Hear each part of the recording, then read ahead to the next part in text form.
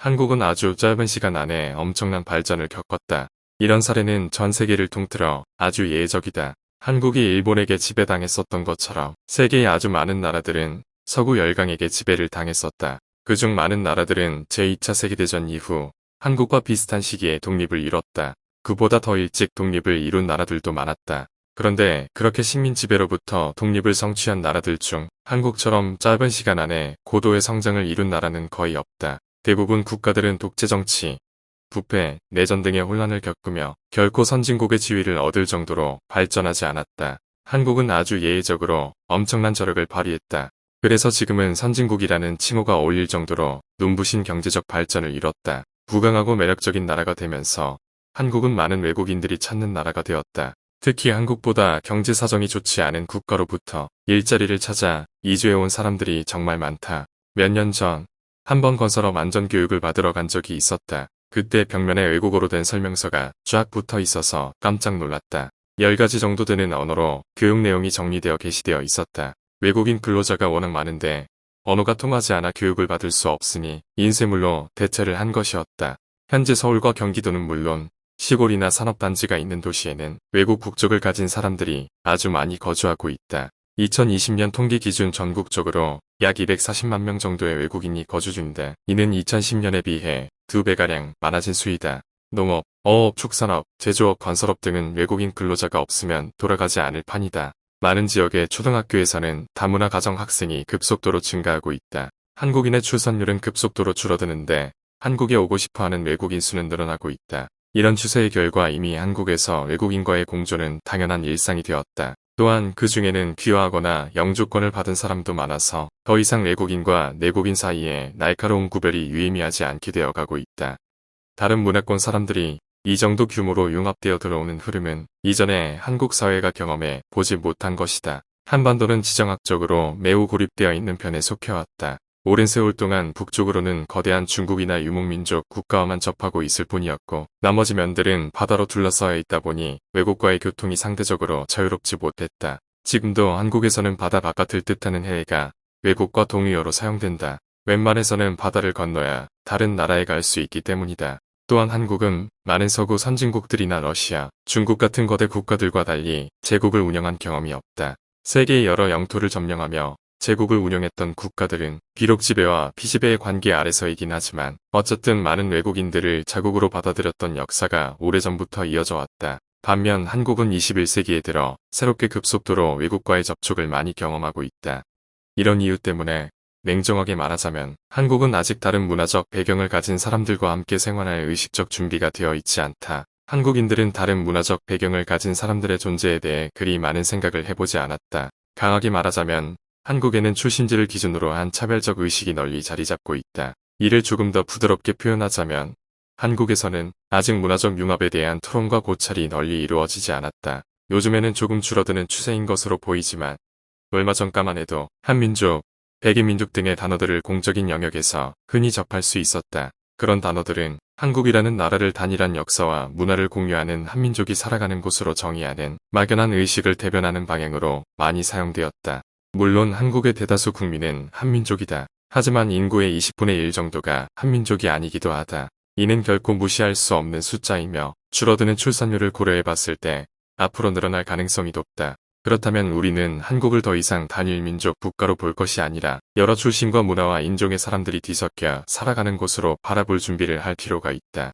한국 사회의 이주민 차별은 다른 사회의 것과 구별되는 면들을 많이 갖고 있다. 가장 눈에 띄게 특별한 점은 인종차별의 구조가 다르다는 점이다. 흔히 많은 나라에서 인종차별은 피부색을 기준으로 이뤄진다. 역사적으로 권력을 누려왔던 사람들의 피부색 가장 흔히는 백색을 가진 사람들과 다른 피부색을 가진 사람들이 서로 다른 대우를 받는 식으로 말이다. 한국에도 물론 피부색을 기준으로 한 차별이 있다. 하지만 한국의 인종차별은 피부색보다도 출신 국가나 출신 문화권에 의해 주도될 때가 많다. 그리고 특정 국가나 문화권에 대한 의식은 경제적 수준에 의해 가장 크게 좌우된다. 경제 사정이 좋지 않은 곳에서 온 사람들이 가장 쉽게 차별의 대상이 된다. 또한 한국의 인종적, 문화적 차별은 의도적인 멸시보다 무관심의 형태로 가장 자주 표출된다는 점 역시 특별하다. 한국에서 외지인들의 존재와 삶은 그리 중요한 관심의 대상으로 여겨지지 않는다. 최근 예능적으로는 외지인이 많은 주목을 받고 있다. 하지만 많은 TV 토론이나 인터넷 플랫폼의 사회정치적 의사소통에서는 이주민들에 관련된 주제가 매일의 삶 속에 들어와 있는 주제라기보다는 예외적인 주제로 여겨진다. 유럽이나 아메리카의 많은 나라들에서 인종 갈등과 문화 갈등이 중요한 주제로 자주 다뤄지는 것과 대조되게 말이다. 다문화 문제에 대한 한국 사회의 무관심은 두 가지 얼굴을 갖고 있다. 첫 번째는 비교적 긍정적이라고 평가할 수 있는 측면으로 한국에서는 의도적이고 노골적인 이주민 혐오가 비교적 적다는 것이다. 이주민과 심각한 폭력적인 갈등에까지 빠지는 경우가 아주 흔치는 않다 보니 이주민 문제가 사회적으로 크게 대두되는 일도 적다. 반면 결코 긍정적으로 바라볼 수 없는 두 번째 측면이 있는데 바로 이주민들이 사회의 비주류에 속한다고 은연중에 생각하는 의식이 너무나 당연하게 자리 잡고 있다는 것이다. 많은 사람들은 한국에서 나고 자라고 전형적인 한국 문화를 공유하는 사람들이 이 사회의 주류 일원이라는 생각을 갖고 있다. 그리고 나머지 사람들은 부차적인 존재라는 생각이 강하다. 더 정확히는 이런 생각은 거의 무의식적인 것이어서 평소에 결코 의식적으로 생각되지 않는다. 자기 자신이 주류에 속한다는 생각은 거의 의식으로 떠오를 필요가 없을 만큼 당연하게 생활 속에 녹아들어 있는 기정사실이다. 그 당연한 기정사실의 반대편에는 나를 주류로 만들어주기 위해서 배제당하는 이주민들의 존재가 비주류로서 어렴풋이 자리 잡고 있다. 이렇게 이주민에 대한 배제가 수면 아래에서 무관심 속에서 당연한 듯이 이루어지고 있는 현재 한국 사회의 경향과 관련해 인도 출신의 철학자 가야트리 스피박의 이론은 좋은 통찰을 안겨준다. 스피박은 어떤 이론이 무엇을 말하느냐보다 무엇을 말하지 않느냐가 더 중요할 때가 있다고 주장했다. 우리는 항상 무언가 하나를 말함으로 인해서 다른 것은 침묵 속에 남게 한다. 무언가 주장을 펼치기 위해서 어떤 틀을 만들어 하나의 영역에 집중하게 되면 그것으로 인해 무관심 속에 남겨지는 영역이 생겨난다. 말해진 것에 대해서는 그게 틀리든 맞든 토론과 반박이 이뤄지고 사람들의 관심이 향하게 된다. 아무리 약자에 속한다고 해도 아무리 비판의 대상이 된다고 해도 어쨌든 말이 나오게 되면 관심을 받고 토론이라도 이뤄진다. 반면 아예 말해지지조차 않는 토론의 주제로부터 소외되어 버린 영역에 속한 사람들은 완전히 시야에서 사라져버린다. 그들은 주류 사회의 그 어떤 목소리도 전달할 수 없는 처지에 빠진다. 그들의 목소리를 대변해줄 정치인이나 제도적 장치가 없을 뿐만 아니라 심지어 약자의 목소리를 대변한다고 자처하는 사람들마저 그들의 존재만큼은 못 본 듯 지나쳐버린다. 그들은 애초에 파악조차 되지 않는 존재이기 때문이다. 예를 들어서 거대한 자본의 힘에 맞서 노동자의 권리를 대변하기 위해 열심히 노력하는 학자들과 활동가들, 정치인들이 있다고 해보자. 물론 그들의 행동은 의미가 있다. 하지만 그렇게 자본가와 노동자의 대립이라는 구도를 세움으로써 그 구도에 속하지 않은 사람들이 관심의 영역으로부터 배제되는 일이 벌어진다. 예를 들어서 자급자족을 하기 때문에 국제적인 노동시장과 거의 관계를 맺고 있지 않은 농부들, 문명화되지 않은 곳에서 전통적 방식으로 살아가는 부족들, 임금과 무관하게 일하는 노동자들은 아예 논의의 영역에서 제외된다. 그들은 스스로 목소리를 낼 수 없다.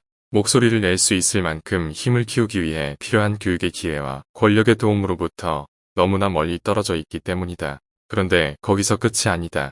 그들은 스스로 목소리를 낼 수 없을 뿐만 아니라 약자를 대변한다고 자처하는 사람들로부터 마저 외면받게 된다. 그들의 존재는 약자를 규정하는 주된 틀로는 파악되지 않기 때문이다. 그렇게 그들은 완전한 침묵 속에 빠져버리게 된다. 한국 사회 안에서 함께 살아가고 있는 많은 이주민들은 주류 문화의 관심의 영역에서 아예 배제되어 있다. 정치권에서는 항상 이런저런 문제들로 편을 나눠 싸우지만 그 싸움의 내용에 이주민에 대한 논의가 전면에 등장하는 경우는 매우 드물다. 중요한 문제들에 대한 열띤 토론을 통해 상대적으로 중요하지 않은 것들은 시야 밖으로 사라지게 된다. 이주민들은 정치적인 결집력을 갖고 있지 않다. 또한 자신들의 목소리가 주류 담론에까지 들리도록 만들 만한 제도적인 장치도 거의 갖고 있지 않다. 권력과 가깝지도 않다. 또한 그들 중 다수가 투표권이 없기 때문에 정치인들도 큰 관심이 없다. 그런데 설상가상 약자의 목소리를 대변한다고 자처하는 많은 사람들마저 이주민의 존재에는 별 관심을 기울이지 않는다.